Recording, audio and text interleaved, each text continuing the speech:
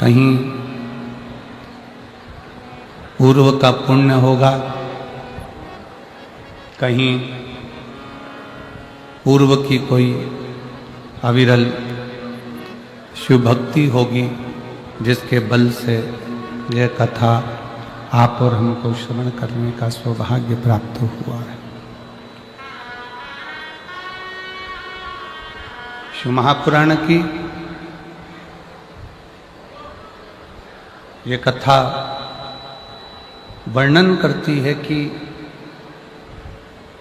शिव भक्ति के लिए, शंकर की उपासना के लिए, शंकर की आराधना के लिए, शिव उपासना के लिए बहुत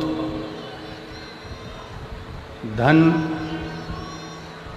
सत्ता या वैभव की जरूरत नहीं पड़ती है। शिव आराधना के लिए सबसे मूल, भगवान शंकर की आराधना के लिए सबसे ज़्यादा जरूरी है आपके हृदय में शिव के प्रति विश्वास,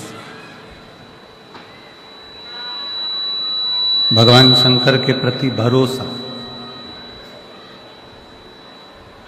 अब आपका शिव के प्रति भरोसा कितना है? शिव जी के प्रति आपका विश्वास कितना है? शंकर जी के प्रति आपकी दृढ़ता कितनी है?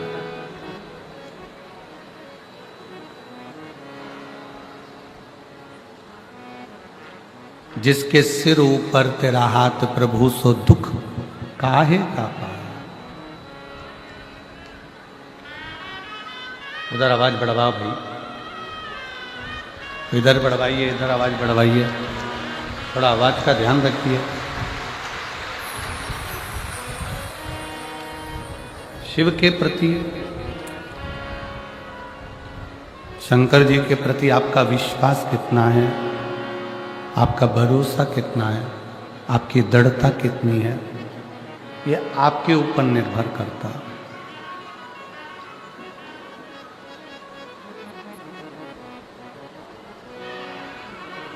हमने कल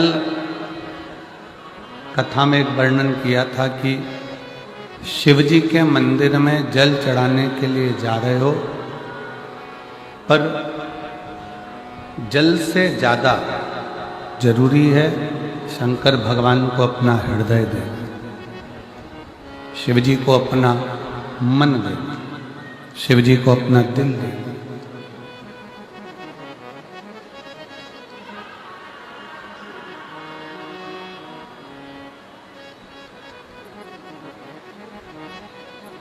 भगवान शंकर को आप अपना मन, भगवान शिव जी को आप अपना दिल, अपना हृदय, एक विश्वास को रख कर दीजिए,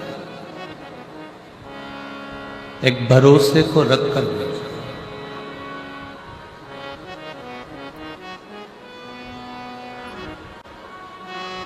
एक नाव जब चलती है, 50 लोग, 25 लोग, 10 लोग, 20 लोग यात्री उस नाव में बैठे रहते हैं,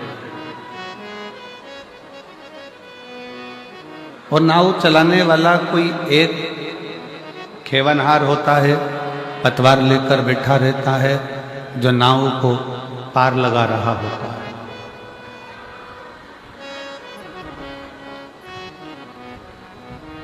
गाड़ी में सारे बैठे हुए हैं, 4 व्हीलर गाड़ी है, बस है, सब बस के अंदर बैठे हुए हैं, और एक बस को चलाने वाला ड्राइवर है।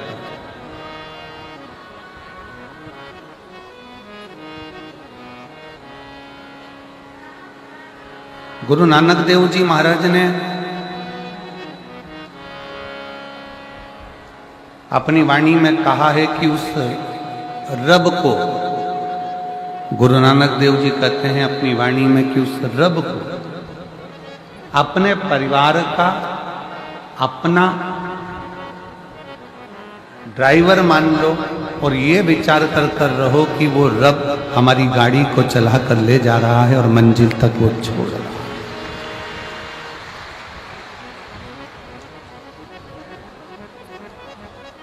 कोई दूसरा नहीं है।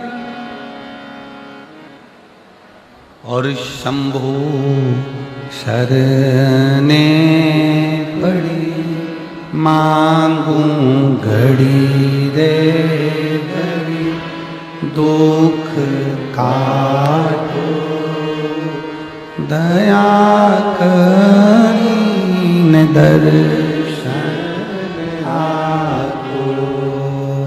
शंभु शरण मांगू घड़ी रे दुख काटो दया करीन दर्शन।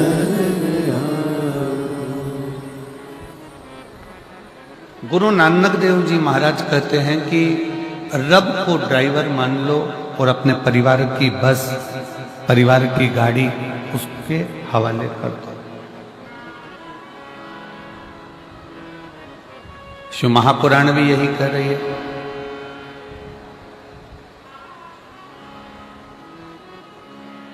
पति गाड़ी चला रहा है, पत्नी को टेंशन है। बोलो सही बात है कि गलत है?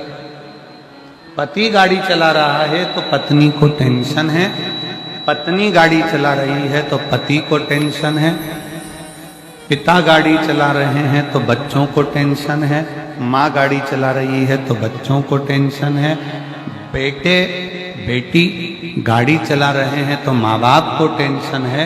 पर ड्राइवर गाड़ी चला रहा है, उसको आती कि नहीं आती वो नहीं मालूम, पर वो गाड़ी चला रहा है तो तुमको कोई टेंशन नहीं है। तुम कह देते हो कि ड्राइवर साथ लेकर जाओ।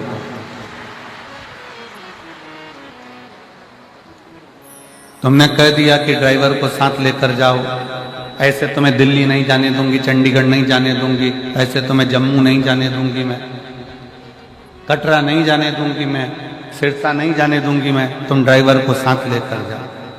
अब पति कह रहा है कि ड्राइवर से अच्छी गाड़ी तो मैं ड्राइव कर लेता हूं। बेटा कह रहा है कि मैं माँ ड्राइवर से अच्छी गाड़ी चला लेता हूं। बेटी कह रही है माँ मैं चला लेती हूँ। फिर भी माँ कह रही है नहीं नहीं ड्राइवर लेकर जाओ। जैसे माँ बाप कहते हैं कि घर से निकलो तो गाड़ी ड्राइवर के सुपुर्द कर दो, ड्राइवर को साथ लेकर जाओ, उसी तरह शिव महापुराण की कथा कहती है कि घर से निकलने से पहले एक लोटा जल महादेव को चढ़ाकर निकलो तो तुम्हारी गाड़ी और तुम्हारा जीवन शिव का है। बोल बम का नारा है, सारी समस्या का हल श्री शिवाय।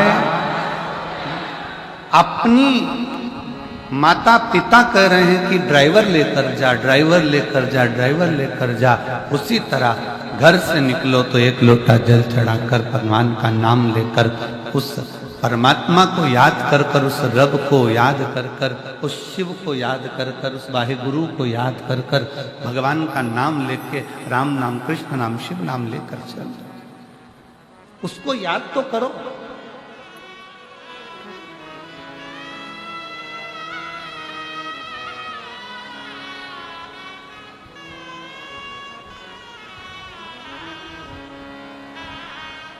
आप उसका स्मरण ही नहीं कर रहे हो, आप उसको भज ही नहीं रहे हो। कितना सुंदर एक संवाद आता है कि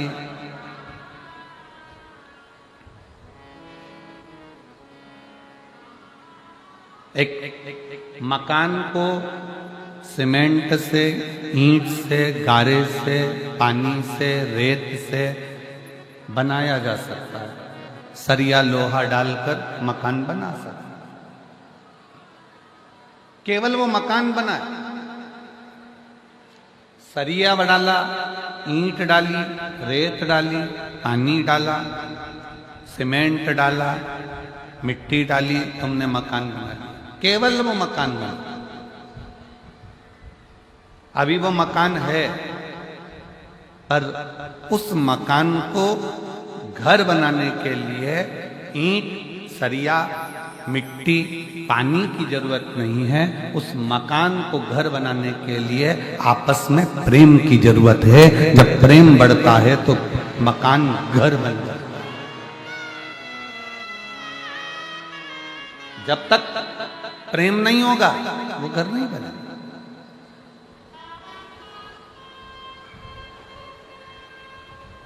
घर में प्रेम नहीं होता, इस चक्कर में आज के बेटा बेटी घर में प्रेम नहीं होता, इसके चक्कर में आज का व्यक्ति अपनी ऑफिस से भी लेट आता है। ऑफिस से प्रेम नहीं होता इसलिए वो व्यक्ति घर से लेट जाता है। जब आपस में प्रेम बहुत ज्यादा बढ़ जाता है तो व्यक्ति घर आने के लिए भी मौका ढूंढता है कि मैं घर जल्दी चले जाऊं, 5 बज गई है, एक काम करता हूं 4:30 पे ऑफिस बंद कर कुरा के, दुकान मंगल कर कुरा के घर भागने की सोचता है। और ऑफिस से जब वो प्रेम करता है, काम से वो प्रेम करता, अपने व्यापार से वो प्रेम करता, अपनी दुकान से वो प्रेम करता, अपनी फैक्ट्री से वो प्रेम करता है, अपनी नौकरी से वो प्रेम करता है, तो घर से जल्दी भागने की सोचता है कि मुझे टाइम पे जाऊंगा, टाइम पे अपना काम कर लूंगा, फाइल चेक कर लूंगा, ये फाइल निपटा दूंगा, वो काम कर लूंगा। तो काम से प्रेम करा, दुकान से प्रेम करा, व्यापार से प्रेम करा तो घर से जल्दी भागा, और घर के लोगों ने प्रेम करा तो ऑफिस से जल्दी भागा। आपका जितना प्रेम आप परोस सकते हो उतना परोसो तो व्यापार भी बढ़ता है और घर भी बढ़ता है। व्यापार बढ़ाने के लिए, फैक्ट्री बढ़ाने के लिए, अपना काम बढ़ाने के लिए आपको व्यापार से प्रेम करना पड़ेगा, काम के प्रति प्रेम करना पड़ेगा, फैक्ट्री से प्रेम करना पड़ेगा। प्रेम ही तो एक ऐसा है जो बढ़ाता जाता है।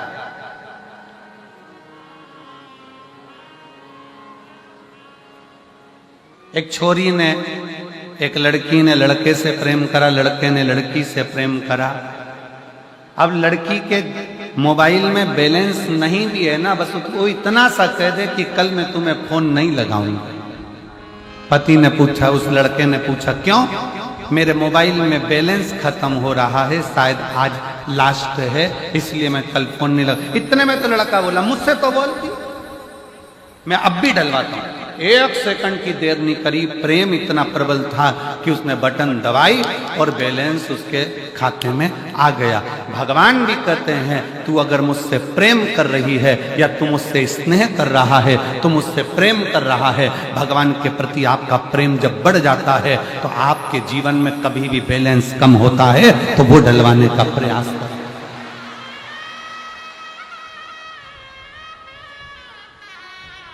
प्रेम बैलेंस को बढ़ा रहा है। अपन तो सरल भाषा में देखो ना कि प्रेम होता है तो चप्पल भी अच्छी आ जाती है, प्रेम होता है तो घड़ी भी अच्छी आ जाती है, प्रेम होता है तो सूट भी आ जाता है, प्रेम आता है तो जूता भी आ जाता है। प्रेम के ऊपर निर्भर। आप प्रेम भगवान से कर रहे हो, संसार के लोगों से प्रेम करोगे एक दिन वो टूट जाएगा, पर उस परमात्मा से जब प्रेम किया तो वो टूटने वाला नहीं है, वो अजर और अमर है, यहाँ भी है और वहां।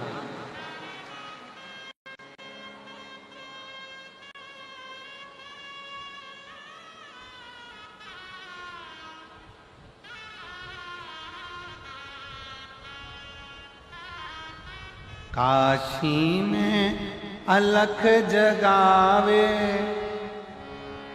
और सबके कष्ट मिटावे, वो भोला भंडारी, वो भोला भंडारी, वो भोला भंडारी, वो भोला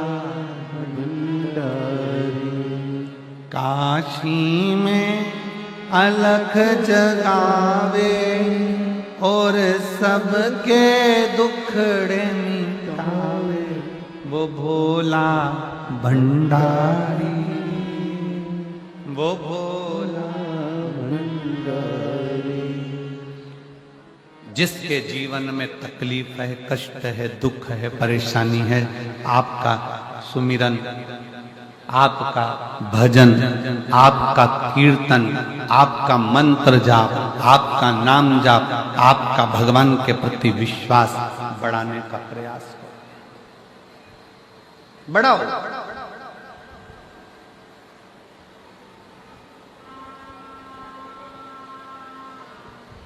और जब विश्वास बढ़ता है तो परमात्मा को मिलने में देरी नहीं लगती। संसार का व्यक्ति अपना काम निकालेगा और बाद में धक्का दे देगा कि ये तुम्हारा, अब तुम्हें संभालना है, अब हमारे बस का नहीं, हमारे बस का नहीं। पर वो परमात्मा, वो रब, वो शिव, वो मेरा शंकर, मेरा ओघड़ दानी बीच मझधार में नहीं छोड़ता। मेरा शंभु जब तक तुम्हारी नैया को पार नहीं लगा देता तब तक वो छोड़ता ही नहीं। जब तक वो नैया को पार न लगा दे तब तक वो छोड़ता नहीं। उसका काम ही बस उसके सुपुर्द हुई।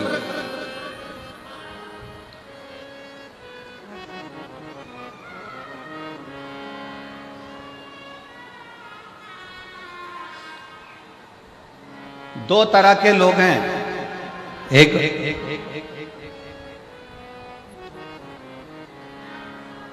संसार में जन्म जरूर ले लेते हैं, परिवार में रहते जरूर हैं, पर ये विचार करते रहते हैं कि ये सारा मेरा बनाया हुआ है और मैं कर रहा हूं।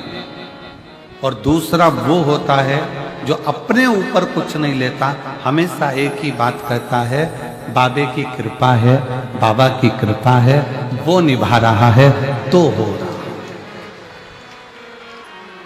वो निभा।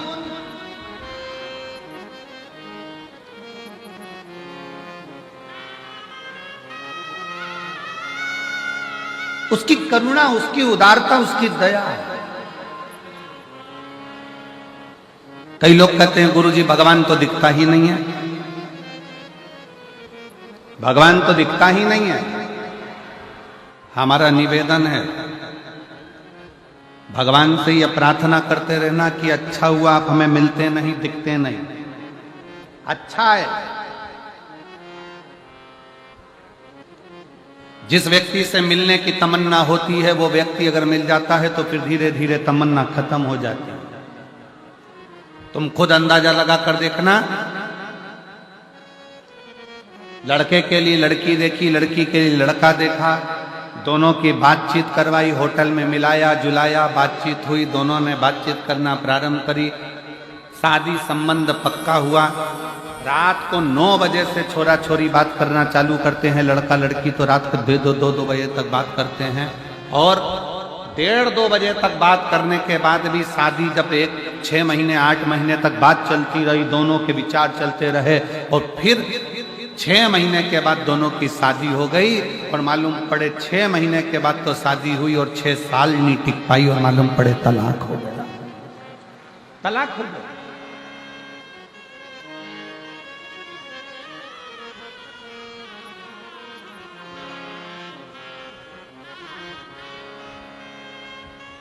हमें नहीं मिलना।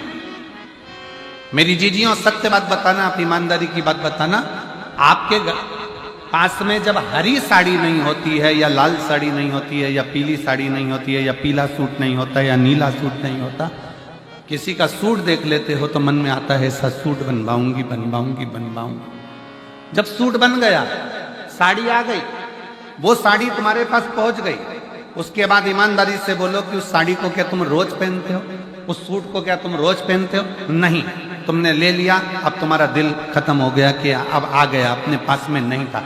फ्रिज तुम्हारे घर में नहीं था, जब तक फ्रिज नहीं आया हर दिवाली पर सोचा फ्रिज आ जाए, फ्रिज आ जाए, फ्रिज आ जाए, फ्रिज आ जाए। फ्रिज आकर रखा गया, उसके नीचे जाले पड़ रहे हैं, चूहे घुस रहे हैं, उसके नीचे काकरोच पड़ रहे हैं। फ्रिज में जब दरवाजा खोलो तब बदबू मारे, और फ्रिज में आधा नींबू तक ना धर पावे, वो स्थिति। फ्रिज फिर मन में आया वॉशिंग मशीन नहीं है, वॉशिंग मशीन नहीं है, वॉशिंग मशीन नहीं है, वॉशिंग मशीन नहीं है। भगवान ने कृपा करी, तुम्हारे घर में वॉशिंग मशीन आ गई। अब मन में आया काय को लिया ही वॉशिंग मशीन, जगह अलग गिरा गई, पानी भी ज्यादा लेती है, पाउडर भी ज्यादा लेती है, और बिजली भी ज्यादा लेती है। बटन दबाओ और फिर आधे घंटे बाद टेंटे बोले, फिर दौड़ कर आओ, फिर उसमें से कपड़ा निकालो, इधर डालो, फिर इधर से निकाल के बाहर डालो। इससे तो हाथ से धो लेती तो अच्छा था।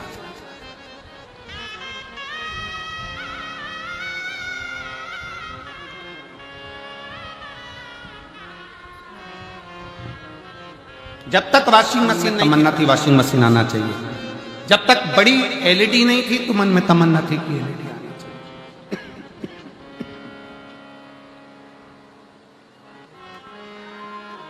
जब तक 4 व्हीलर गाड़ी नहीं थी तो मन में तमन्ना थी कि गाड़ी आना चाहिए। 2 व्हीलर नहीं थी तो 2 व्हीलर की तमन्ना थी। घर छोटा था तो मन में आता था कि भगवान बड़ा घर बना दो, बड़ा घर बन गया। रोज भगवान से कहती थी बाबा बस ऐसी कृपा करना कि मेरा 2 मंजिल का मकान बन जाए। और रोज की घर में झगड़ा होता था। पति से रोज कहती थी ये कपड़े गीले कहां सूखने डालूं, बारिश में कहां डालूं। भगवान ने 3 मंजिला मकान बना दिया और ऊपर छत भी बड़ी सारी दे दी। अब कपड़े ले जा।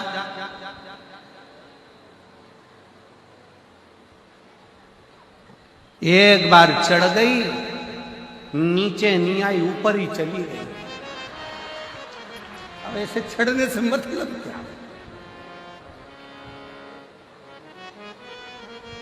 और जब तक मकान नहीं था तब तक कपड़े कहां सुखाऊं, छत भी नहीं है, टीन की बनी है, तबेलू की बनी है, कहां कपड़े सुखाऊं। भगवान ने 3 मंजिला मकान दे दिया, जा चढ़। बाल्टी लेके 4 जगह पे कपड़े की बैठी। बहू कह रही मम्मी ठीक हो? मम्मी के आज तो चढ़ गई, कभी नहीं चढ़ूंगी। और भगवान के पीछे पड़ी थी, बाबा बाबा बाबे बाबे कृपा करो, बाबे कृपा करो, बाबे कृपा।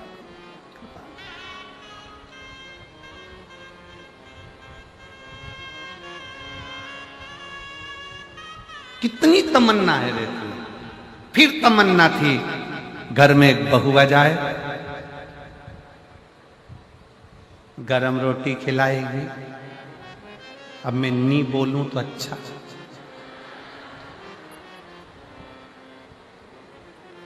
कई लोग हमारे पास भी आते हैं, फोटो दिखाते हैं लड़की का, गुरुजी मेरे लड़के के लिए लड़की का फोटो आया है। और गुरुजी हम 8 लोग गए थे लड़की देखने के लिए, इतनी जोरदार लड़की है गुरुजी, हम 8 लोग 3 घंटे बैठे पर लड़की के मुंह से आवाज नहीं आई। गुरुजी इतनी बढ़िया लड़की है, तुम देख के बताओ कैसी रहेगी। हमने कहा अभी नहीं बोली है, पर जब वो बोलेगी तो तू डोलेगी। अभी क्या खाक बोली है?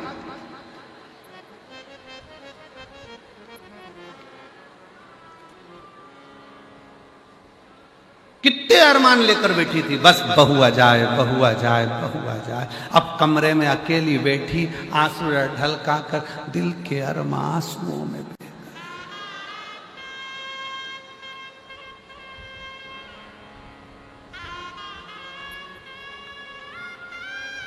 अब नवरात्रे में तो 2 बार आरती होती है, बहू दिन भर में 3-4 बार कर देती है और खूब जोरदार करती है।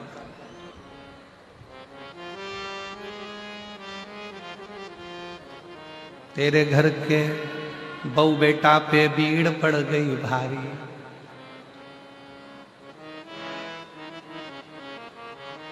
ओ भटिंडा वाली।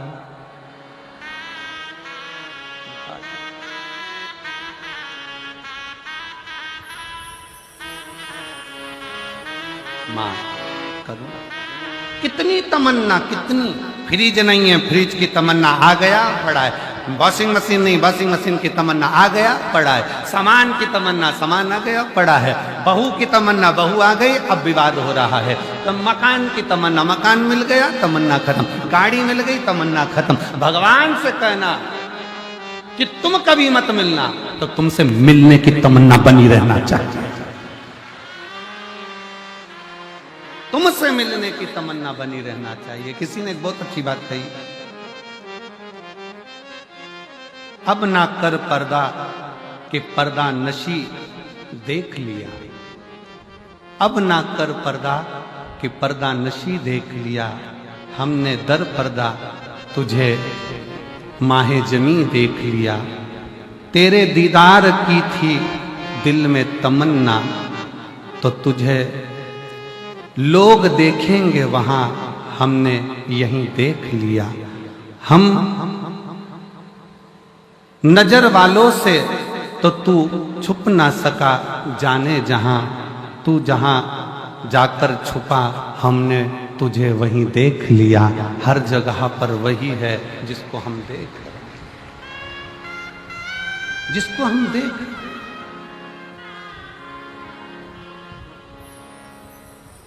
नजर वालों से तो तू छुप ना सका जाने जहां, तू जहां जाकर छुपा हमने वहीं देख लिया। हर जगह पर वो है।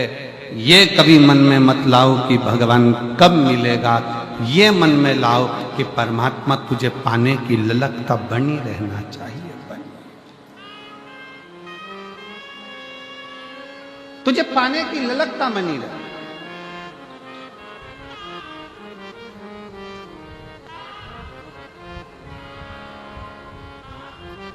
तुझसे मिलने के लिए तेरी कसम, तुझसे मिलने के लिए तेरी कसम, एक मुलाकात जरूरी है सनम।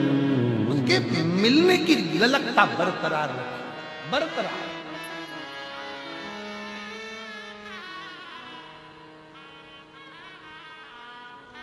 उससे मिलन की ललकता बरकरार रखिए शिव। वो मिले।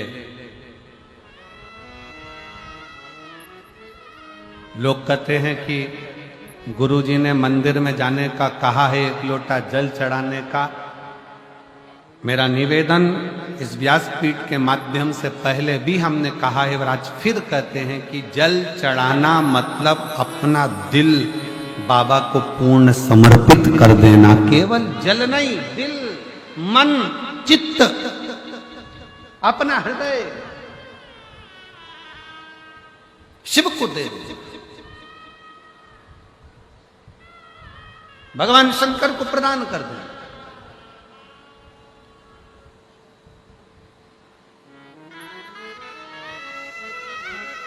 केवल जल चढ़ाकर हमको वापस नहीं आना है, अपना दिल भी देकर आना, अपना हृदय भी देकर।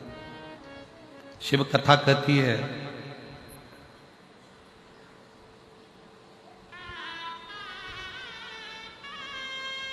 एक बार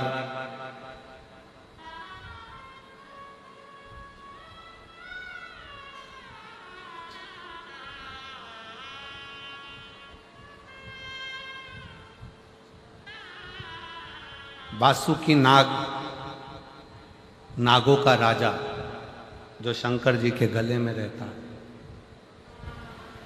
जब ये शिव जी के गले में नहीं पड़ा था उसके पहले का ये चरित्र है शिव महापुराण का कि वासुकी नाग, नागों का राजा, एक बार अपने सिंहासन पर बैठा, मौन, सर्प चुप।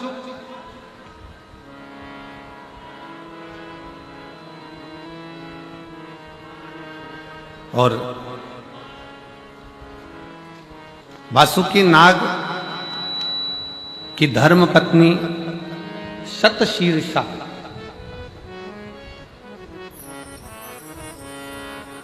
वासुकी नाग की धर्म पत्नी शतशीर्षा अपने पति को देखी, मौन है, चुप है।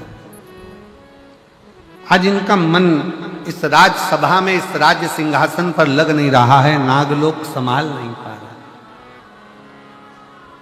पत्नी की चित्तवृत्ति में यह बात उलझी कि मेरा पति वासुकी नाग, नागलोक का राजा है, सर्पलोक का राजा है, और नागलोक का राजा होने के बाद उसकी ये वृत्ति ऐसी, उसको तो पूरा राज्य संभालना चाहिए,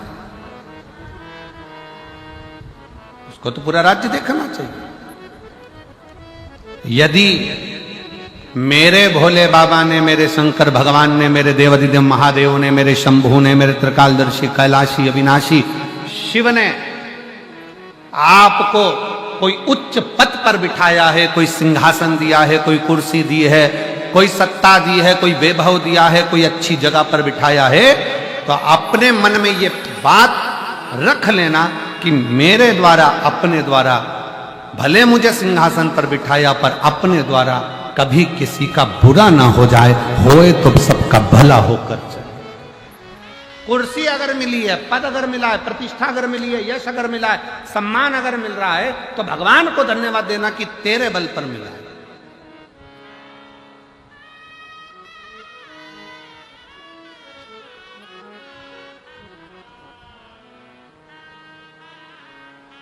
और तेरा ही दिया मैंने खाया पिया है, तेरा शुक्रिया, तेरा शुक्रिया है। मुझे भोले बाबा ने बहुत दे दिया है, तेरा शुक्रिया है, तेरा शुक्रिया। अगर कुछ मिला है तो भगवान को साधुवाद दीजिए, देवता को साधुवाद दीजिए, घर के बुजुर्गों को साधुवाद दीजिए, घर के बुजुर्ग व्यक्ति का सम्मान कर कर कि इनसे कुछ मिला है। एक पत्र अच्छा है, देखिए।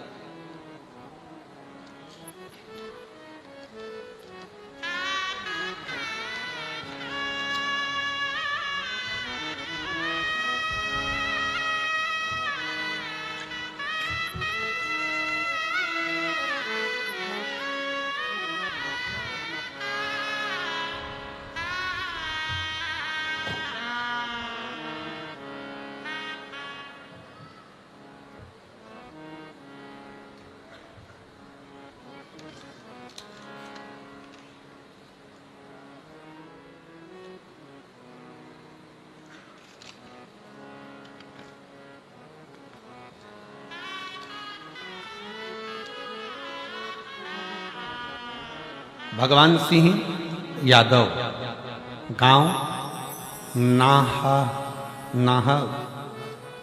निवास स्थान Shiv colony, railway station Kosli, जिला रेवाड़ी, हरियाणा का हूँ। कहीं बैठे हो तो हाथ हिला सकते हैं। मेरा मोबाइल नंबर ये है, दिख गए? आ जाइए, एक बेलपत्र लेकर जाइए, आ जाओ। एक लोटे जल का मैं क्या वर्णन करूं? एलईडीयां चल रही हैं, आस्था चैनल चल रहा है, आप लोग टीवी पर पत्र को पढ़ सकते हैं। एक लोटे जल का मैं क्या वर्णन करूं गुरुजी?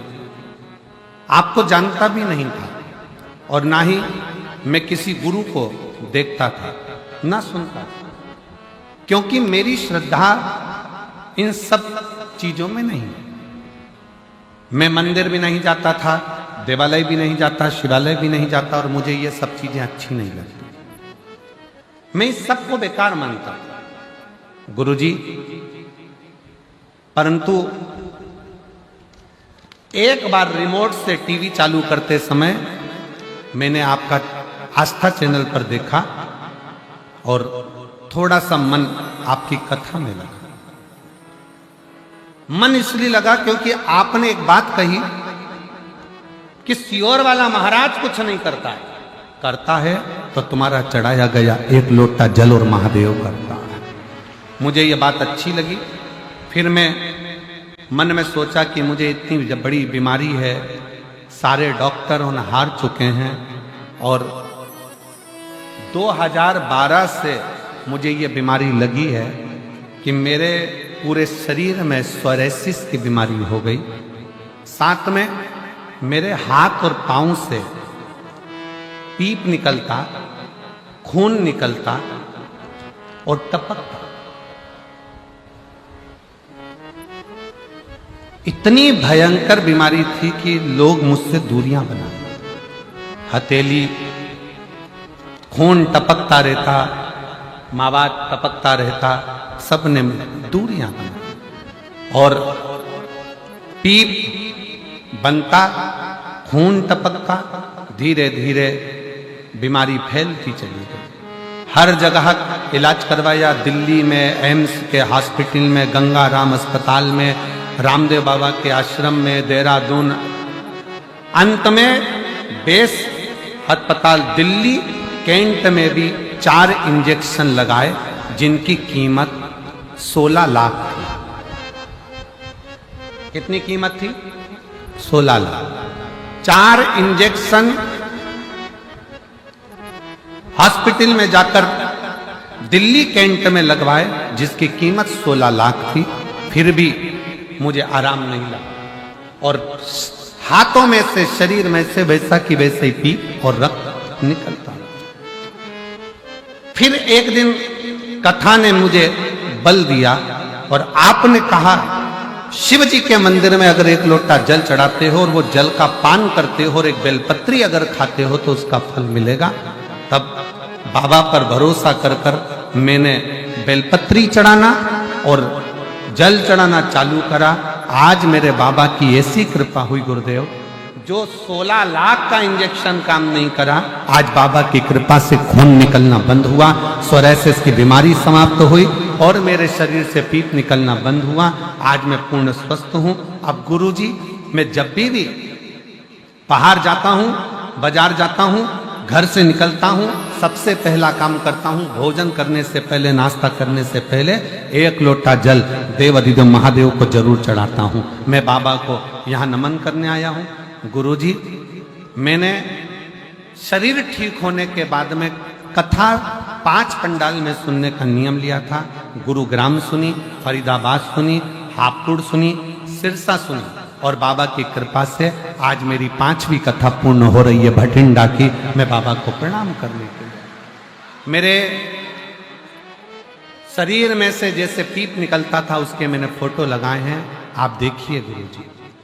हाथों में से, शरीर में से जो पीप और खून निकलता रहता था, आप लोग आस्था चैनल के माध्यम से वो फोटो टीवी पर देख रहे होंगे, जिसके माध्यम से शरीर में से लगातार ये बीमारी डॉक्टर के हिसाब से नहीं जाती गुरुजी, पर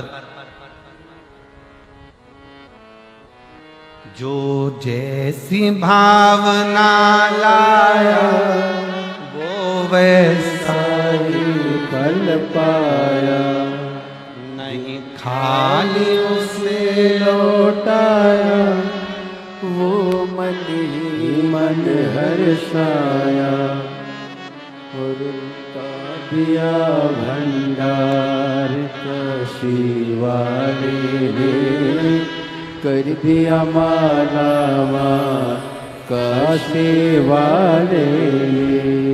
भैया ने लिखा है, मैं किसी पर भरोसा नहीं करता था, पर आज केवल एक शिव महापुराण पर भरोसा करा तो मेरे पूरे हाथ ठीक हो गए और मेरा शरीर ठीक हो गया पूर्ण तरह।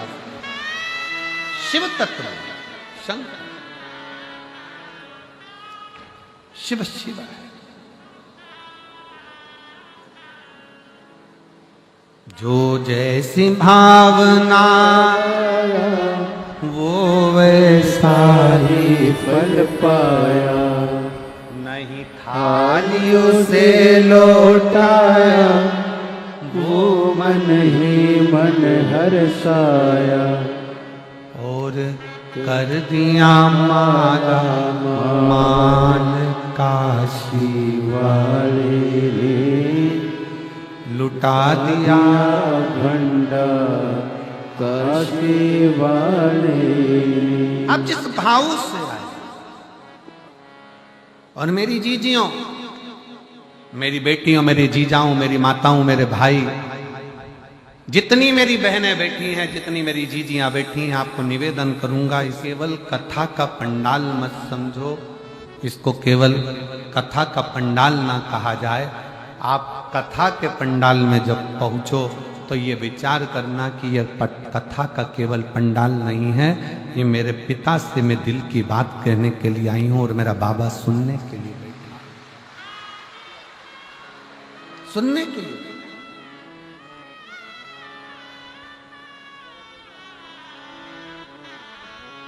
ये कथा तो कल विराम हो जाएगी, सुबह 8 बजे से 11 बजे तक कथा होगी, टीवी पर वही 2 बजे से 5 बजे तक आएगी। कल हो जाएगी सुबह 11 बजे विराम। उसके बाद कथा 21 मार्च से 27 मार्च तक दोपहर में 1 बजे से 4 बजे तक मयाली जशपुर छत्तीसगढ़ में होगी। फिर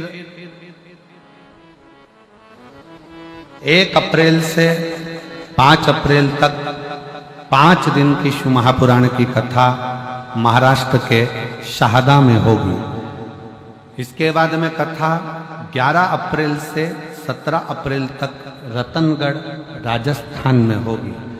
फिर कथा 21 अप्रैल से 27 अप्रैल तक सिंहेश्वर बिहार में होगी। ये कथाएं तो निरंतर चल रही। बस आप किस भाव से आए हो, आप बाबा के आगे कैसे झोली फैलाकर अपने दिल की बात कहते हो, किस तरह से बाबा से प्रार्थना करते हो, ये आपके ऊपर निर्भर है। क्योंकि आप बाबा के दरवाजे पर, द्वार पर, इस कथा के पंडाल तक पहुंचे हो, तो मेरे शंकर से प्रार्थना करना एक दिन मेरा बाबा भी तुम्हारा दुखड़ा मिटाने तुम्हारे दरवाजे तक पहुंचे।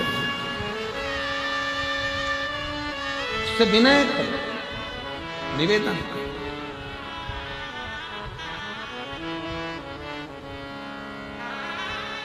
एक विश्वास के साथ, एक भरोसे के साथ, एक दृढ़ता के साथ। शिव महापुराण की कथा कहती है, वासुकी नाग को देखकर धर्म पत्नी सतशीर्ष वासुकी नाग की पत्नी का हृदय रोया। आज मेरे पति को हुआ क्या?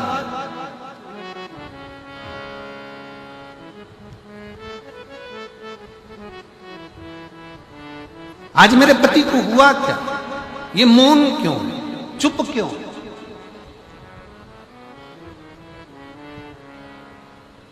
और धर्म पत्नी का सबसे बड़ा लक्षण है, जो अपने पति का, अपने बच्चों का चेहरा पढ़ ले, समझ लेना कि वो धर्म पत्नी श्रेष्ठ है। अपने पति का भी चेहरा पढ़ रही है, अपने बच्चों का भी चेहरा पढ़ रही है। बेटी आज तू बहुत चुप है, क्या हो गया बेटा? कुछ दिक्कत है क्या, परेशानी है क्या? पत्नी अपने पति से कह दे, क्यों आज दुकान से आयो, ऑफिस से आयो, जब से तुम ठीक नहीं दिख रहे हो, क्या हो गया? चिंता ना करना, कर्जा भी हो गया ना तो बाबा सब अच्छा करेगा। कोई तकलीफ भी आई है ना, कोई टेंशन नहीं करना, कोई परेशानी नहीं, आप क्यों चिंता करें?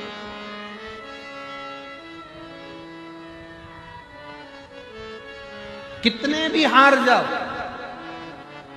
जिंदगी में कितना भी दुख हो, कितनी बड़ी भी समस्या में घिरे हो, और कितना बड़ा भी तकलीफ तुम्हारे जीवन में चल रही हो, कर्जा हो गया, बीमारी हो गई, तकलीफ आ गई, कष्ट हो गया, चाहे कुछ भी हो गया हो, कितनी कितनी दुख की जिंदगी चल रही हो, एक प्रयास करना, किसी के आगे जाकर रोना मती। एक प्रयास करना, एक लोटा जल अपने घर से लेकर शंकर जी के मंदिर तक रोज जाना चालू करो। बाबा धीरे धीरे हाथ पकड़कर मंजिल तक पहुंचा।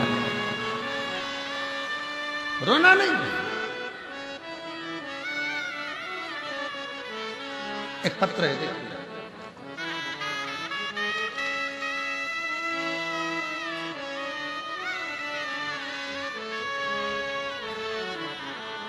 मैं अनीता देवी लुधियाना पंजाब से आई हूं। मेरा मोबाइल नंबर यह है। मेरे पति का नाम सुरेश कुमार सोनी है। हम लुधियाना पंजाब के रहने वाले हैं। 2023 में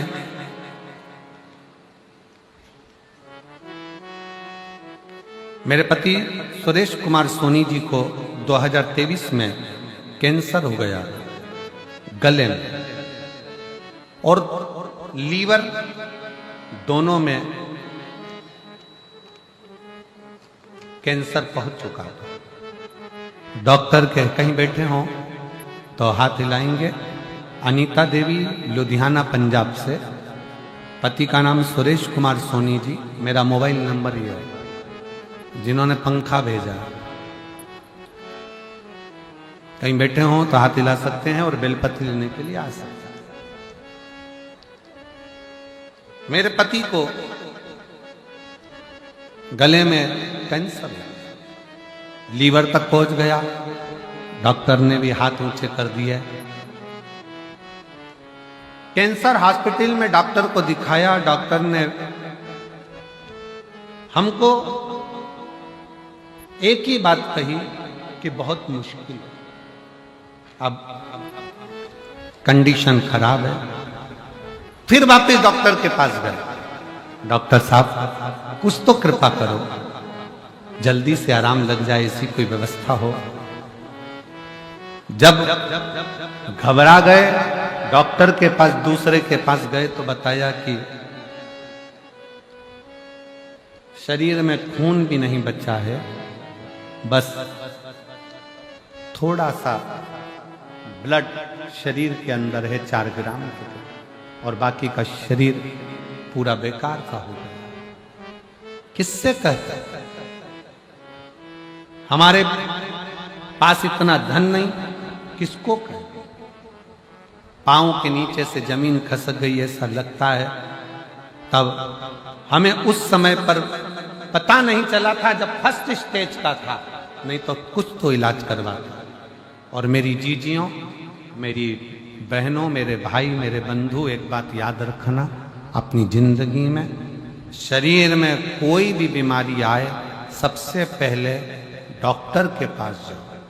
अपने घर के पास में, अपने नगर में, अपने शहर में जो प्राथमिक चिकित्सा केंद्र हो, हॉस्पिटल हो, डॉक्टर हो, उनके पास जाओ। क्योंकि हमारी कथा कहती है कि शिव का एक रूप है डॉक्टर। डॉक्टर शंकर का एक रूप है। वो जांच की बोले जांच कराओ, दवाई की बोले दवाई खाओ, सब कुछ करो, पर साथ में डॉक्टर अपना कर्म करे, तुम अपना कर्म करना। जो भी दवाई डॉक्टर दे उसे कुंदकेश्वर महादेव के नाम से खाना और शिव जी को 1 लोटा जल चढ़ाना विश्वास के साथ चालू करना। डॉक्टर की दवा और परमात्मा की दुआ दोनों काम करेगी और एक दिन तुम उस बीमारी से बाहर हो ही जाओ। गुरुदेव,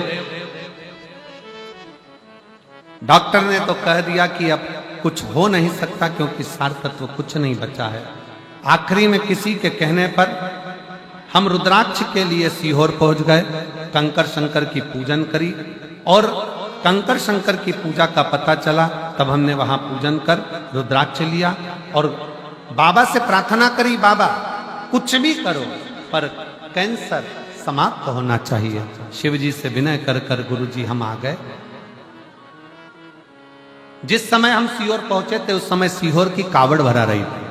सावन का महीना, कावड़ यात्रा थी, हम उसमें भी शामिल हो गए और बाबा से प्रार्थना कर कर हम वापिस लुधियाना आ गए। लुधियाना आने पर रुद्राक्ष का जल, डॉक्टर की दवा दोनों चलती रही और आखिरी में बेलपत्र शिव जी पे चढ़ी हुई देना प्रारंभ करी और रुद्राक्ष का जल देना प्रारंभ करा। आज मैं बाबा को धन्यवाद देने के लिए आई हूं गुरुदेव। डॉक्टर ने तो जवाब दे दिया था पर आज बाबा ने संभाल लिया और एकदम ठीक हैं, एकदम ठीक हैं। और बाबा का क्या मैं वर्णन करूं। मेरे बाबा ने मुझे दूसरी बार प्राण दिया। डॉक्टर के हिसाब से अब कैंसर की रिपोर्ट भी ठीक आ गई है और शिव ने संभाला। डॉक्टर की दवाई भी लो और साथ में शिव का भरोसा भी, शिव पर दवाइयां लो। जांच का बोले डॉक्टर जांच कराओ, पर दवाइयां खाने से पहले एक नाम शिव जी का जरूर लो। कौन सा? जम के बोलो जरा, जम के, कुंदकेश्वर। वो दवाई भी असर करे।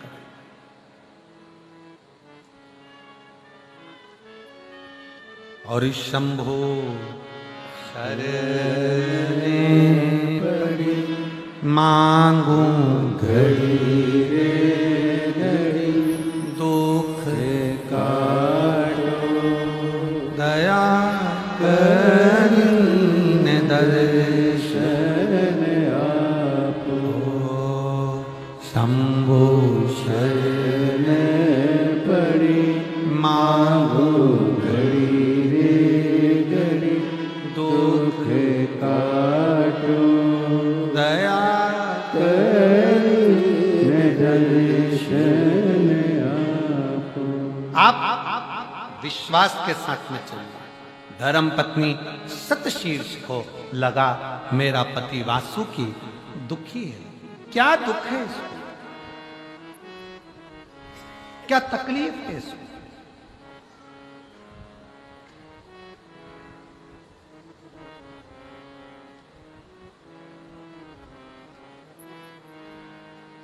आपको एक बात स्मरण में है कि नहीं, हमको नहीं।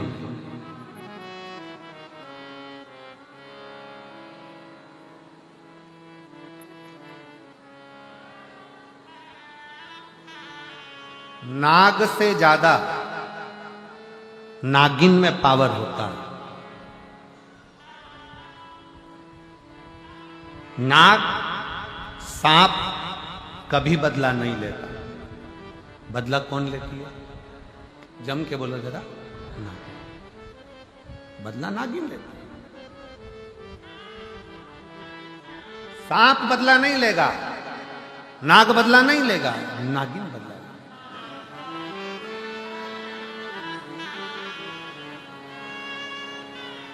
वासुकी नाग की धर्म पत्नी सतशीर्ष के मन में यह ग्लानि हो गई, मेरा पति दुखी है, मेरा पति दुखी है।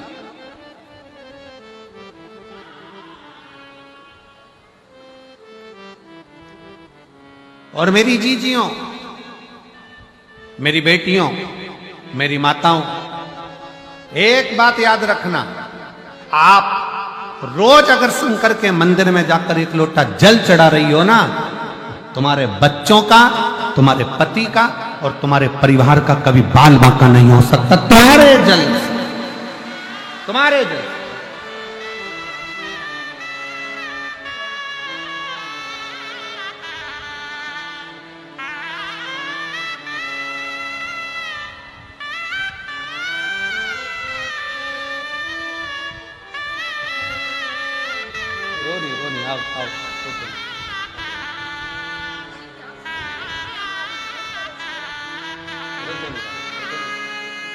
रोते नहीं, आंसू पोछ पहले, आंसू पोछ, आंसू पोछ पहले, आंसू पोछ, आंसू पोछ।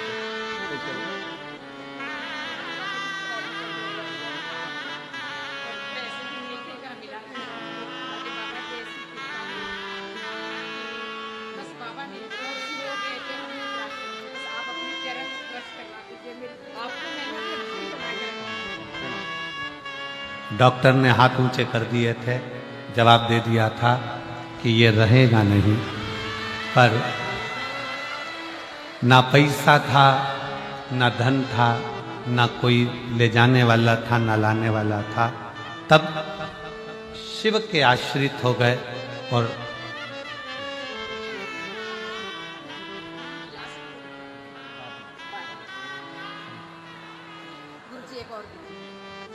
शिव के आश्रित हो गए। डॉक्टर ने तो जवाब दे दिया था कि इसको ले जाओ, ये नहीं रहेगा। भाई कह रहा है पर आज मैं जिंदा खड़ा हूं तो मेरे शंकर के बल पर खड़ा हूं, शिव के बल। जब हर जगह से ठुकरा दिया जाए, सब जगह, अब आखिरी में शिव की शरणागति जरूर है। आपकी जिन जिन से पहचाने, पहले उनके हाथ पर जोड़ लो, मना नहीं है। आपकी जिन जिन से पहचाने आप उसके पास चले जाओ, मना नहीं।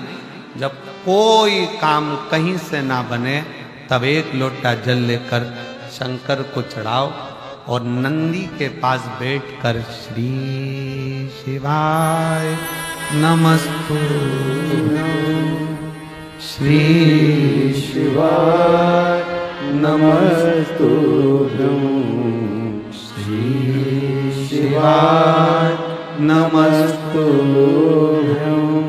श्री शिवाय नमस्तुभ्यं, श्री शिवाय नमस्तुभ्यं, श्री शिवाय नमस्तुभ्यं। एक लोटा जल चढ़ाकर नंदी के पास बैठकर शिव जी से अपने मन का भाव,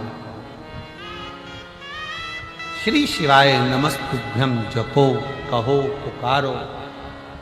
घर के दरवाजे पर भी लगा दो श्री शिवाय नमस्तुभ्यं, उसके सुप्रत करो, उसके आश्रित हो जाओ। वासुकीनाथ की धर्म पत्नी सतशीर्ष अंदर से दुखी है मेरा पति, क्यों दुखी?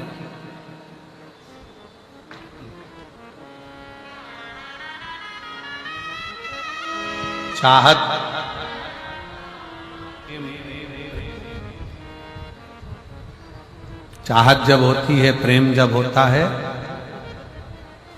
तो एक को दुख होता है तो दूसरा रोता है।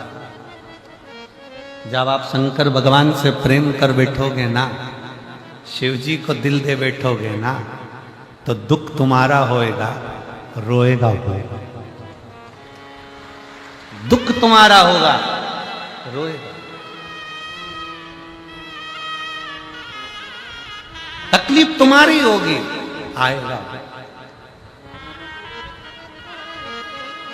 कष्ट तुम्हारा होगा, निभाएगा।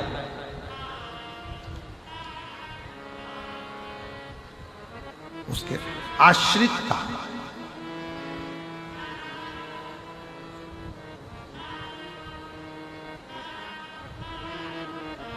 उसकी शरणागति बहुत जरूरी है, बहुत जरूरी। जो बोले सो निहाल, शरणागति बहुत जरूरी।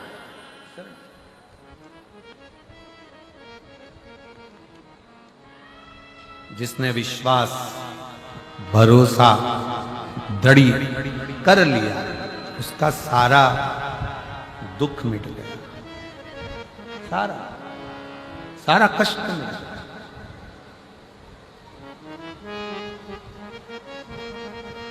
शतशीर्ष वासुकी नाग की धर्म पत्नी की आंख में जल भर गया। मेरे पति दुखी हैं। पति से जाकर पूछा तुम्हारे दुख का कारण क्या है? पति बोले कुछ नहीं। ये पुरुषों की एक बड़ी आदत है, बहुत बड़ी आदत। ये मेरे जीजा उनकी, ये मेरे बेटा उनकी, ये मेरे पिताओं की, ये मेरे बाबाओं की, पुरुष की सबसे बड़ी आदत होती है वो दुख अपने अंदर रखता है, किसी से कहता नहीं। और दुनिया कहती है कि तुम्हारा पति बड़ा अकड़ में रहता है, बात नहीं करता है। अब कौन समझाए? एक नारी अपने दुख को सबको कह सकती है, पर एक आदमी अपने दुख को कहता है तो किससे कहे? लोग कहेंगे पुरुष होकर रोता है। मेरी जीजियों, जैसे एक स्त्री की गोद में संतान नहीं होती ना, उसको जितने ताने मिलते हैं ना, उससे दुगने ताने एक पुरुष को मिलते हैं जब उसकी जेब में धन नहीं होता, पैसा नहीं होता और उसके पास कुछ नहीं होता। चार दोस्तों में भी बैठते हैं ना, धीरे धीरे दोस्त उससे दूरी बनाना चालू कर देते। इसका तो है ही नहीं, कभी 1 रुपया खर्च नहीं करता, होटल लेकर नहीं जाता, कभी कुछ खिलाता पिलाता नहीं, धीरे धीरे दूरी बना लेते हैं। इसलिए शिव महापुराण की कथा में इस व्यासपीठ पर बाबा जब भी इस पुराण का वाचन करने के लिए मेरे शंकर करुणा करते हैं, वाणी देते हैं, तो यहाँ आने से पहले मेरे भोले बाबा से इतना जरूर कहकर आता हूं कि बाबा, किसी स्त्री की गोद खाली मत रखना और किसी पुरुष की जेब खाली मत रखना। बहुत सुनना, बहुत।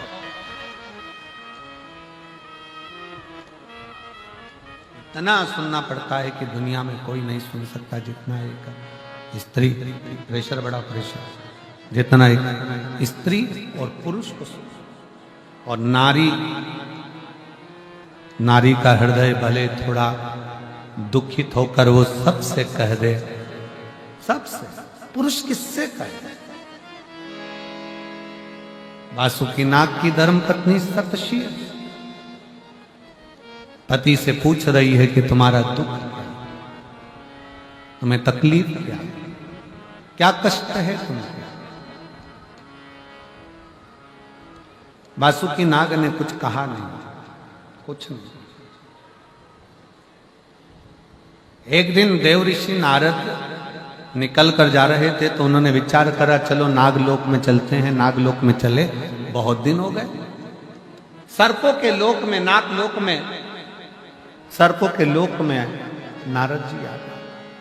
वासुकी नाग को देखकर नारद जी को देखकर वासुकी नाग उठ खड़े हुए, प्रणाम किया।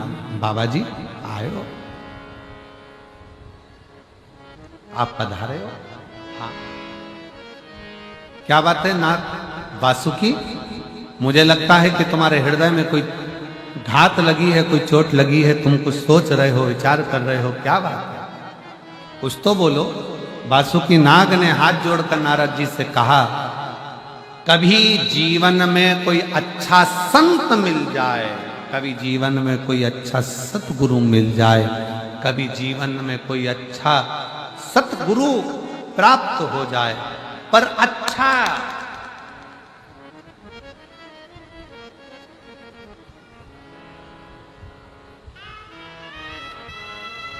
कलिकाल में अच्छा गुरु मिलना मुश्किल है। इसीलिए गुरु नानक देव जी महाराज ने निश्चित कर दिया, गुरु गोविंद सिंह जी ने निश्चित कर दिया कि कलिकाल में अच्छा गुरु मिलना मुश्किल है, इसलिए अब गुरु को ढूंढने मत जाओ, गुरु की वाणी को ही, गुरु ग्रंथ साहिब को ही गुरु मानो। उन्होंने निश्चित कर दिया, क्योंकि आज के जमाने में असली गुरु मिलना थोड़ा कठिन हो जाता है, अच्छा गुरु मिलना मुश्किल हो जाता है, क्योंकि धन, वैभव, संपदा, सत्ता व्यक्ति को पाने की इतनी ललकता बन जाती है कि वो अपने तत्व तक नहीं पहुंचता।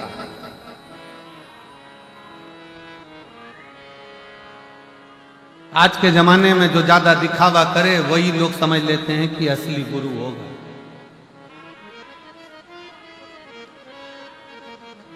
आज के जमाने में जो ज्यादा दिखावा पूर्ण करे तो समझ में आ जाता है कि यही असली होगा। परशु महापुराण की कथा कहती है कि असली तो कहीं ऐसा बैठा रहता है कि उसको भज लो, बस स्मरण कर लो, संकीर्तन कर लो, नाम जाप जप लो, बस बहुत बहुत।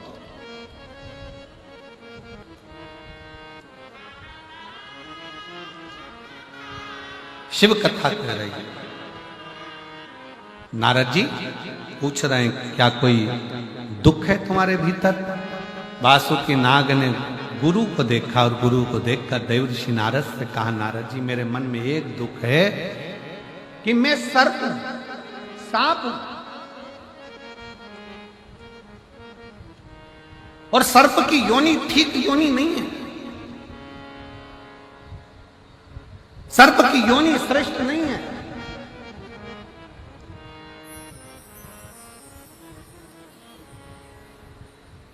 मुझे सर्प योनि ठीक नहीं लगती, मैं चाहता हूं कि सर्प योनि मेरी श्रेष्ठता नहीं है, इसलिए मुझे त्यागना है इस सर्प योनि को।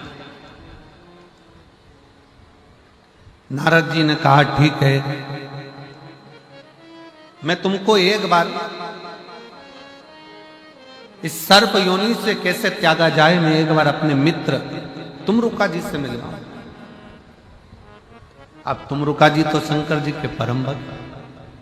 ये शिव महापुराण की जो कथा आप और हम सुन रहे हैं ना, सबसे पहली शिव महापुराण की कथा तुमरुका जी ने बाची थी। शंकर पार्वती यजमान बनकर सुने थे और देवताओं ने स्वीकार किया। आज भी ये गादी, ये व्यासपीठ, जिस गादी से शिव महापुराण की कथा, आपको लगता है कि कुबेरेश्वर बाबा आते हैं, कुबेर भंडारी आते हैं, सियोर वाला महाराज आकर कथा बाँचता है, पर हमारा तो मन कहता है कि सियोर वाले महाराज में सामर्थ्यता नहीं कि वो शिव महापुराण की कथा बाँच दे। इतना जरूर है कि वो तुमरुका जी अजर अमर हैं, उनके प्राण नहीं छूटे। वो तुमरुका जी जब जब शिव पुराण की कथा होती है, स्वयं व्यासपीठ पर बैठकर वो बाँचते हैं और आप सुनते हैं, वो बाँचते हैं। इसीलिए शायद शिव महापुराण के पंडाल में आने वाले के दुख कट जाता है और 3 महीने में ये पत्रों का ढेर लगता जाता है। हर व्यासपीठ पर उतने ही पत्र, फिर बढ़ते चले जाते। तो लगता है जैसे तुमरुका जी उस समय पर शिव महापुराण की कथा सुनाए थे, शंकर पार्वती बैठकर सुने थे। आज भी इस पवित्र व्यासपीठ पर तुमरुका जी आकर बैठते हैं और जो 2, 2.5, 3 घंटा कथा चलती है वो तुमरुका जी ही बाँचते हैं। उनकी सामर्थ्यता है, अपनी सामर्थ्यता। वो बात चल। और मेरा आपकी कृपा से सब काम हो रहा है। करते हो भोले बाबा मेरा नाम हो रहा है। करते हो भोले बाबा मेरा नाम हो रहा है। भोले आपकी कृपा से सब काम हो रहा है। शायद वो आता होगा और बात चलती। किसकी सामर्थ्य था? एक पत्र में लिखा एक बहन ने,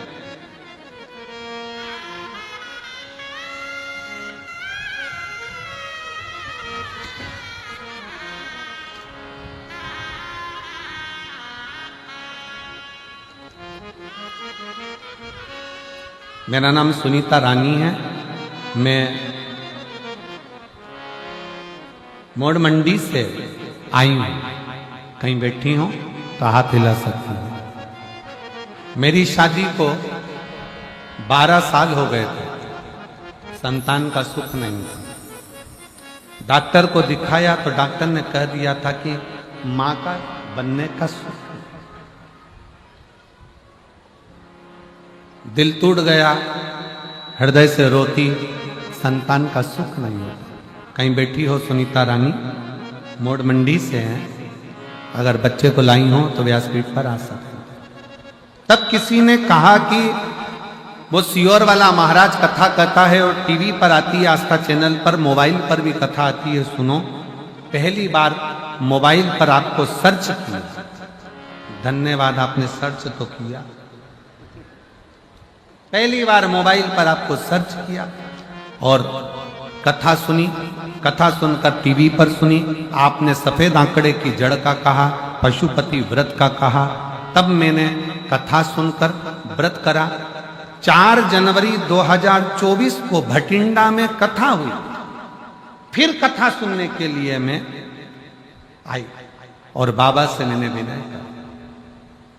बाबा से निवेदन कर कर केवल गई, इस पंडाल में बैठकर बाबा से झोली पसार कर प्रणाम कर कर, रज को पेट पर लगाकर प्रणाम कर कर जब गई, मेरे बाबा ने ऐसी कृपा कर दी, 1 महीना भी नहीं हुआ और मेरा गर्भ ठहर गया। और बाबा की कृपा से 1 महीना भी नहीं हुआ और मेरा गर्भ ठहर गया। और बाबा की कृपा ऐसी हुई कि मुझे पुत्र रत्न की प्राप्ति हुई है। मैं बाबा को यहां प्रणाम करने के लिए। एक लाइन अच्छी है, आप और हम गुनगुना कि लुटा दिया भंडार काशी कर दिया माला वो शिव की उदारता से, वो भगवान शंकर की करुणा से। मैं तो पंडाल में केवल कथा सुनने आई थी। किसी ने कहा था कि वहां बैठकर अगर मांगा जाए तो शिव देता जरूर है, उससे प्रार्थना करी जाए। उसने एक लाइन अच्छी लिखी है,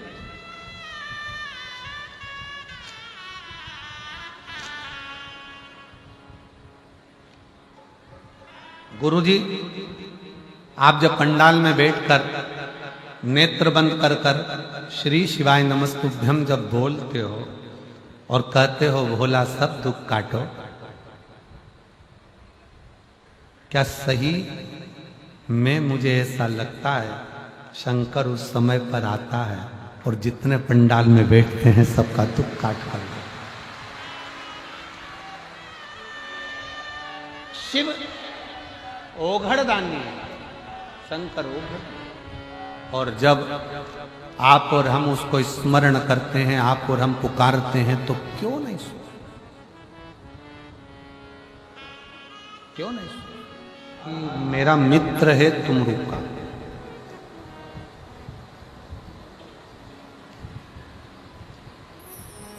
मैं तुम्हारे दुख को नहीं मिटा सकता, पर तुमरू का यदि चाहे तो तुम्हारे हृदय के दुख को मिटा सकता।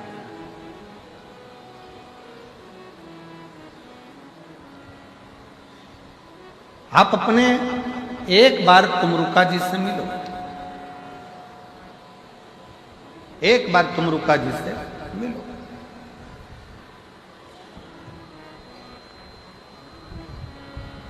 अब वासुकीनाग के दिल में आ गया कि मुझे तुमरुका जी से मिलना है, और तुमरुका जी से मिलने के लिए वासुकीनाग चल दिए। चलते चलते बीच मार्ग में क्या देखा कि घोड़े का तो मुंह लगा है, नारद जी जैसी वीणा है, हाथ में करताल है, और तुमरुका जी चले आ रहे, पुकारते पुकारते, नाम जाप करते।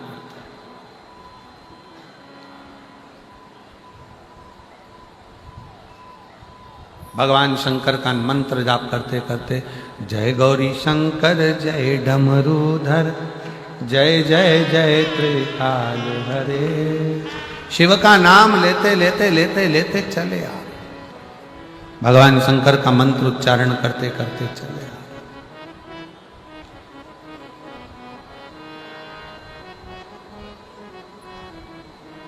प्रणाम करा वासुकीनाग ने तुमरुका जी को।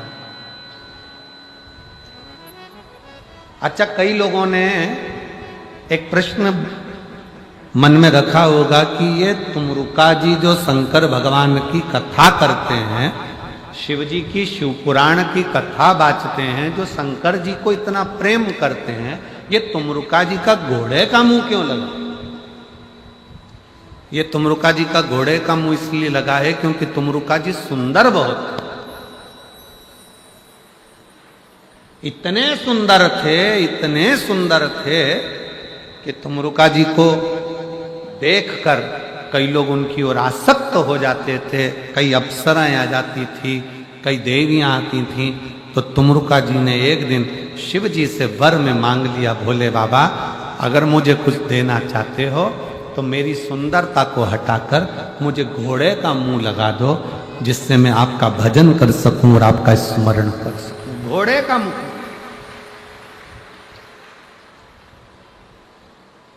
ये सुंदरता मुझे कष्ट दे रही है।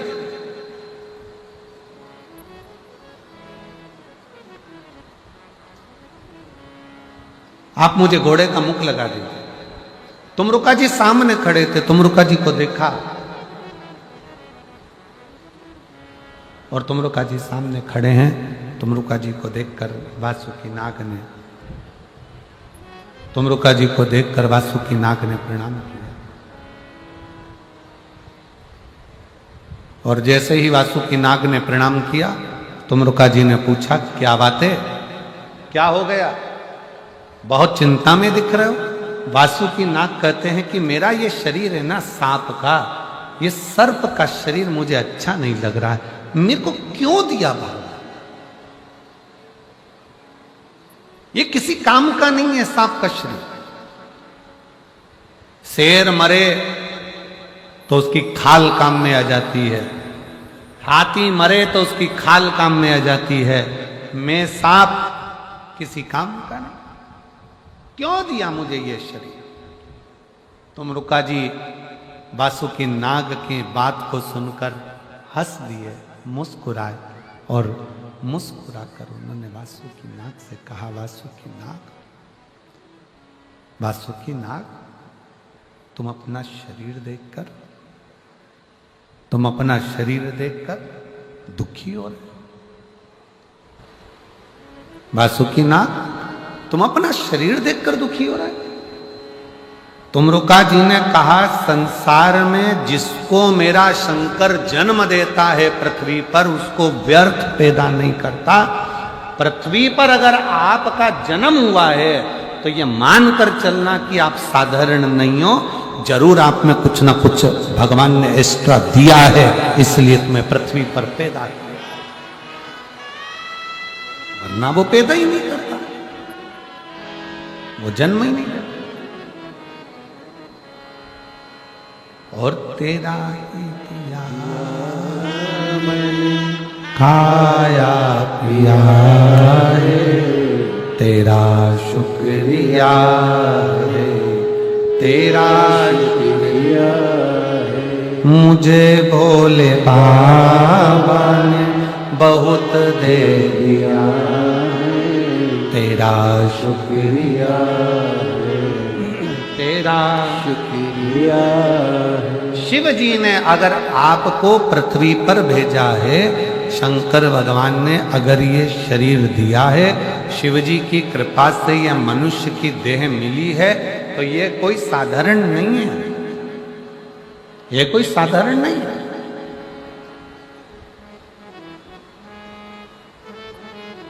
अपने आप को कभी मत कोसो। कितना सुंदर कहा है शिव महापुराण में, दूसरा तुमको कितना भी कोसे ना, उसका कोई असर तुम पे नहीं होने वाला। कलयुग चल रहा है, कोई तुमको बद्दुआ भी देना, उसका भी असर तुम पे नहीं होने वाला। कलयुग चल रहा है। कोई तुमको गाली भी देना, उसका असर नहीं होने वाला। क्या चल रहा है? जम के बोलो, कलयुग चल रहा है।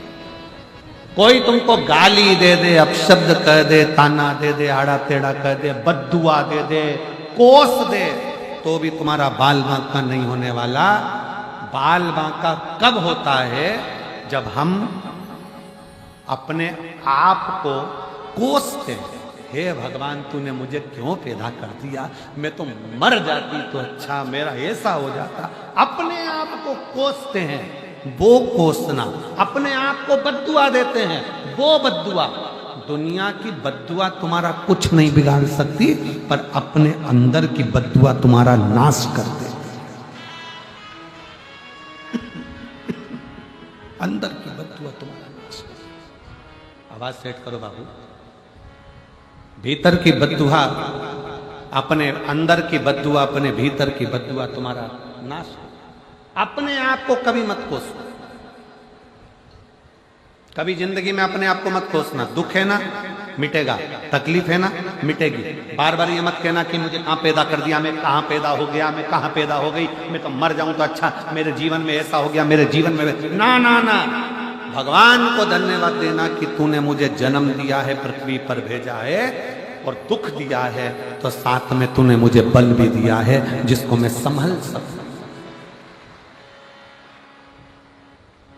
तूने अगर दुख दिया है तो मुझे संभलने के लिए बल भी, शक्ति भी। और कई माताएं बैठी हैं, कई मेरी जीजियां बैठी हैं जो आपस में अपने आप को ही त्राना देती हैं, अपने आप को ही, अपने आप को। क्यों कोसो? एक पत्र है, देखो बहुत अच्छा है।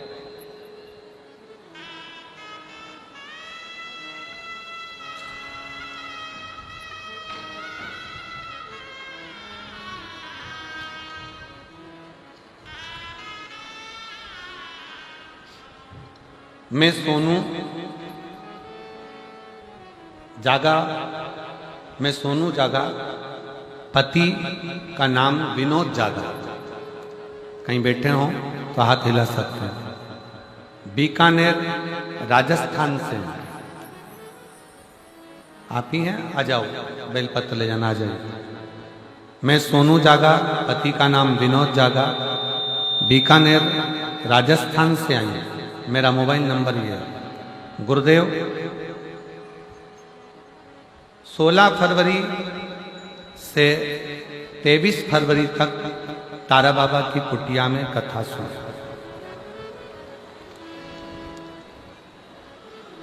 आज कौन सी तारीख है? जम के बोलो जरा। 9 मार्च। कथा कब सुनी? 16 फरवरी से 23 फरवरी तक तारा बाबा की कुटिया में कथा सुनी और विनती करी कि मेरे पति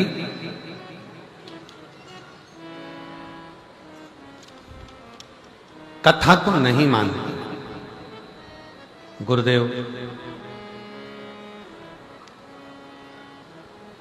सबको अपशब्द कर, कथा को मानते। 24 साल से मेरे पति पर हाफ मर्डर का केस चल रहा है।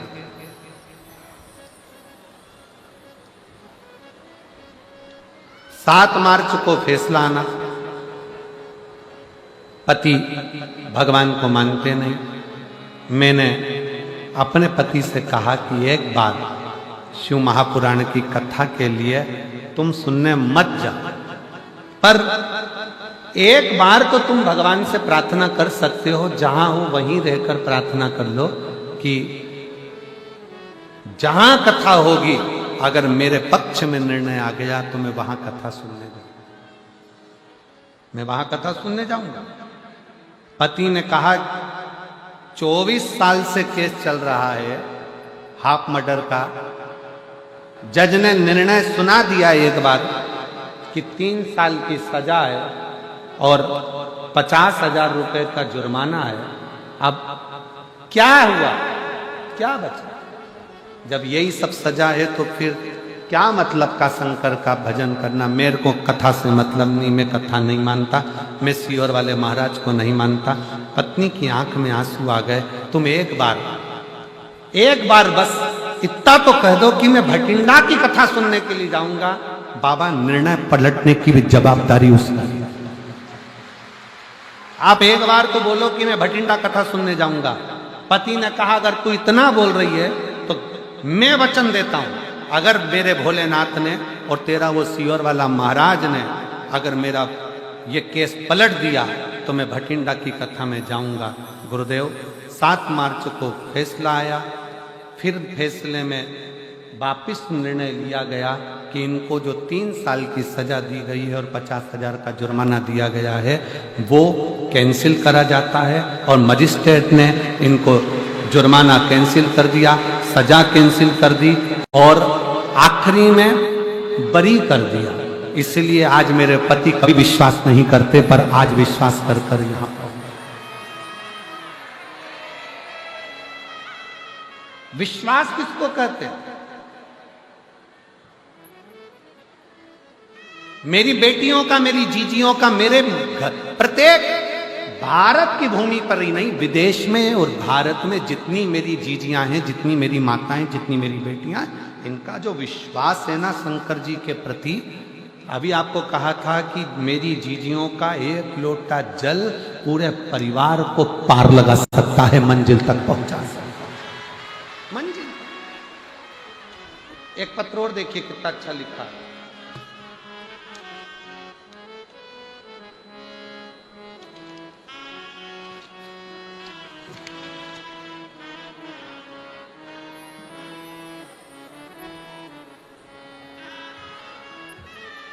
मैं भारती, पति का नाम योगेंद्र, जिला पानीपत, हरियाणा से आई हूँ। कहीं बैठी हो तो हाथ हिला सकती हूँ। पानीपत, हरियाणा। भारती, पति का नाम योगेंद्र सिंह, पानीपत, हरियाणा से आई हूँ। मेरा मोबाइल नंबर यह है। मेरी बेटी का नाम काशी है। मेरे पति 2016 से सरकारी नौकरी की तैयारी कर रहे हैं। 13 बार परीक्षा दे चुके हैं पर नौकरी नहीं लगी। आखिरी में मेरे पति से मैंने कहा कि तुम एक बार सियोर वाले महाराज पर कथा सुनना प्रारंभ करो और शिव जी के मंदिर जाना चालू करो। मेरे पति ने मेरा कहना मानकर शंकर के मंदिर में जल चढ़ाना प्रारंभ करा और 6 जनवरी 2024 की कथा मेरा पति से जब मैंने विनय करा तो मुझे भटिंडा कथा सुनाने के लिए लेकर आया। 6 जनवरी 2024 की कथा हमने भटिंडा, पंजाब की भूमि पर सुनी। बाबा से विनय कर कर गए कि मेरे पति ने 13 परीक्षा दे दी पर अभी तक उसका सरकारी नौकरी 2016 से आज तक नहीं लगी। मेरे बाबा ने ऐसी कृपा करी, नौकरी के लिए फिर अप्लाई करा। ऐसे मिलाकर 15 नौकरी के लिए अप्लाई कर दिया पर नौकरी नहीं लगी। भटिंडा की कथा सुनकर गए, बाबा से प्रार्थना कर कर गए और बाबा की कृपा से आज मेरा पति 18वीं रैंक में सेंट्रल गवर्नमेंट की सरकारी नौकरी 6 जनवरी 2025 को भटिंडा की कथा से पहले लगा। शिव तत्व किसको कहते हैं?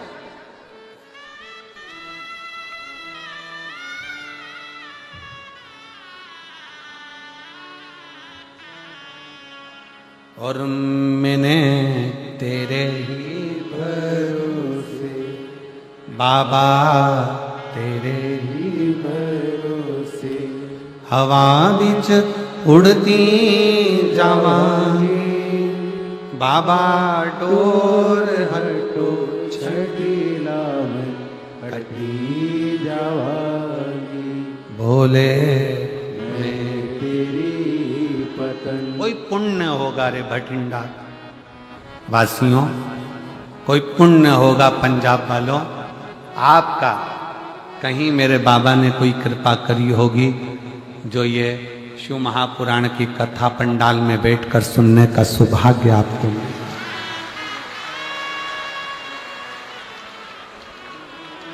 और 21 मार्च से 27 मार्च तक मयाली जशपुर छत्तीसगढ़ में जो कथा है उनसे भी निवेदन करूंगा, कथा को दिल से सुनना, दिल से।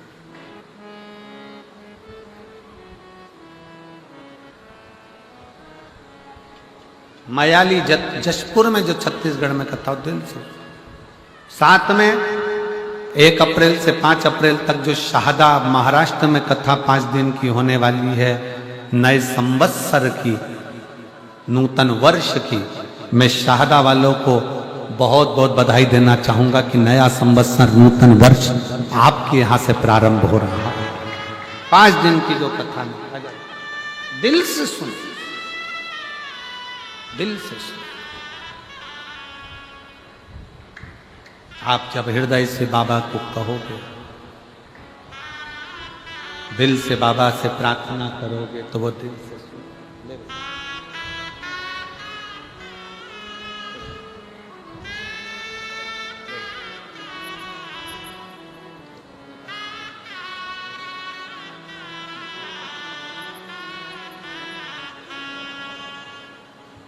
एक विश्वास, एक भरोसा, एक दृढ़ता जब अपने अंदर हो तो शिव क्यों ना स्वीकार।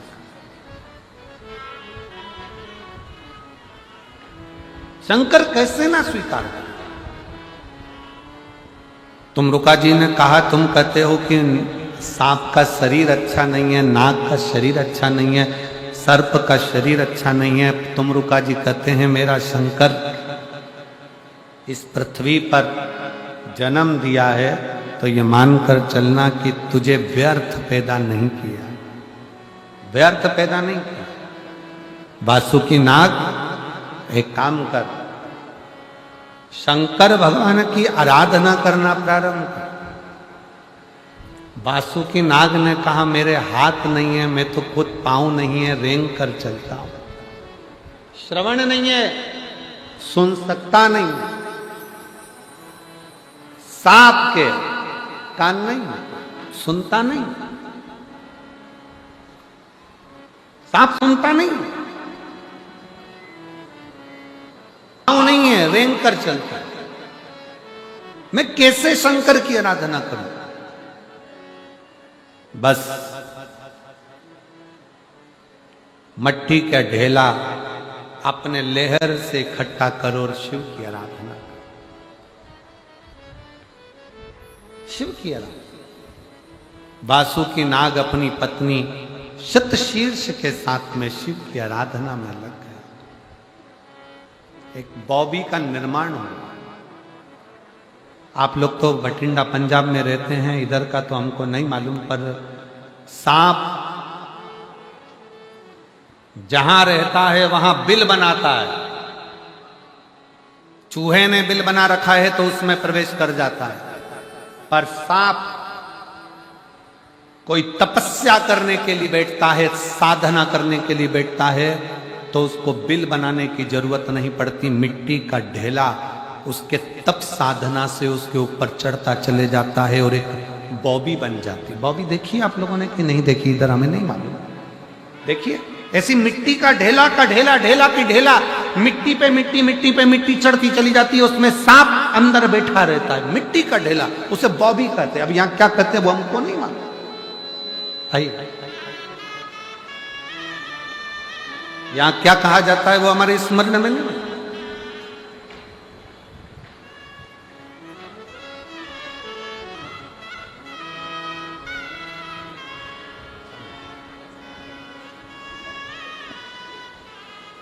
जोरदार ताली बजाएं।